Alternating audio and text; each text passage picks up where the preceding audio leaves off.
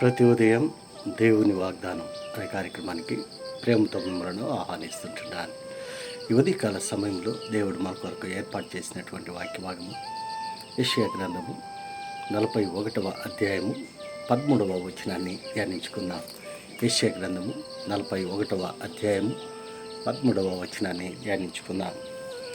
నీ దేవుడినైన యెహోవానగు నేను, భయపడకము, నేను నీకు సహాయము చేసేదనని చెప్పుచు నీ కుడి చేతిని పట్టుకొనుచున్నాను.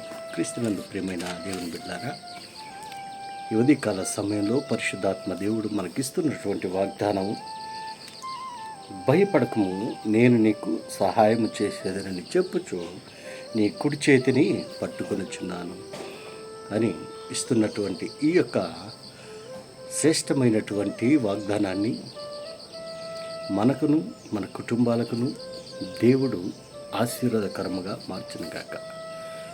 మరి యొక్క మాటల్లోని ఆత్మీయ సత్యాలను, ఆత్మీయ అర్థాలను మనం గ్రహించినట్లయితే, ప్రవక్త అయినటువంటి యెషయా ఈ గ్రంథాన్ని రచిస్తూ ఈ యొక్క మాటలను మాట్లాడుతూ ఉంటున్నాడు. పరిశుద్ధాత్మ దేవుడు తన ప్రజలైనటువంటి ఇశ్రాయేలు యొక్క ప్రజలను ఉద్దేశించి ప్రవక్తతో దేవుడు మాట్లాడుతూ ఉంటున్నాడు. ప్రాముఖ్యమైనటువంటి మాట మనం గమనించినట్లయితే, భయపడకము, నేను నీకు సహాయం చేసేదను.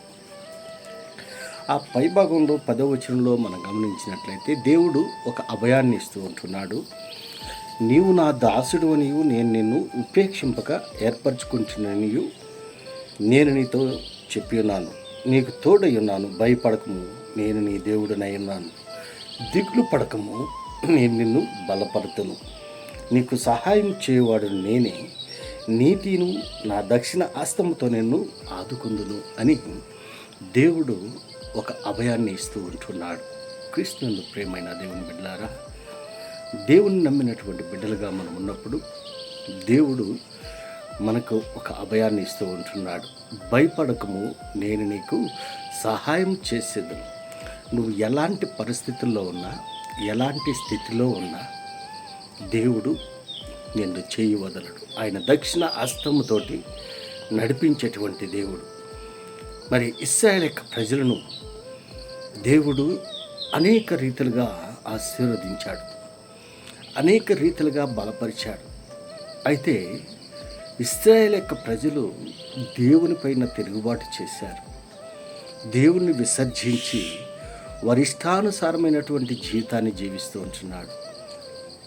మరి అందుకే దేవుడు వారిపైన కోపగించుకొని వారి బబులోనికి చెరకి ఇశ్రాయేలు యొక్క ప్రజలు కొనిపోబడినారు.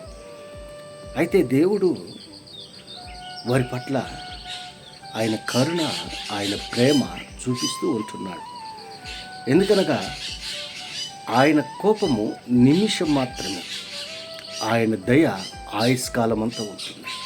దేవుని యొక్క వాక్యంలో మనం చూస్తూ ఉంటున్నాం. మరి ఇశ్రాయేలు యొక్క ప్రజలు వారి జీవితాల్లో అనేక అద్భుత కార్యాలను దేవుడు చేశాడు. ఆశ్చర్యమైనటువంటి కార్యాలను వారి కన్నులారా చూశారు. దేవుని యొక్క దీవెనలు వారు పొందుకొని ఉన్నారు, అనుభవించారు.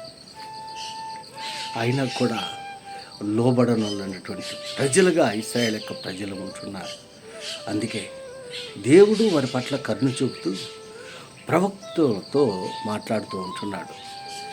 ఎంతైనా ఆయన నమ్మదగినటువంటి దేవుడు, నమ్మకమైనటువంటి దేవుడు, మాట తప్పనటువంటి దేవుడు. పితరులతో చేసినటువంటి వాగ్దానాన్ని బట్టి, పితరులతో చేసినటువంటి ప్రమాణాన్ని బట్టి దేవుడు వారి పట్ల కరుణ చూపుతూ ఉంటున్నాడు. క్రీస్తునందు ప్రియమైన దేవుని బిడ్డలారా, మనము కూడా కొన్ని సందర్భాల్లో దేవుని యొక్క చిత్తానుసారముగా జీవించకుండా, దేవుని యొక్క మాటలకు లోబడకుండా మనము త్రోవ తప్పి తిరుగుతూ ఉంటున్నాం. మరి దేవుడు మనకి ఒక అభయాన్ని ఇస్తుంటున్నాడు. భయపడకు, నేను నీకు సహాయం చేసేది అని ఒక వాగ్దానాన్ని దేవుడు ఇస్తూ ఉంటున్నాడు.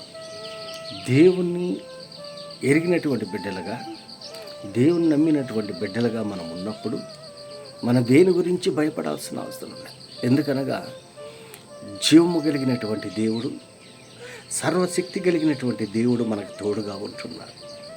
అది ఎలాంటి పరిస్థితులైనా, ఎలాంటి మరి ఉపద్రవమైనా మనకు ఆవరించుకున్న, మన దరి చేరకుండా ఆయన దక్షిణ హస్తముతో మనల్ని నడిపిస్తూ ఉంటున్నాడు. ఆయన దక్షిణ హస్తంతో మనల్ని రక్షిస్తూ ఉంటున్నాడు.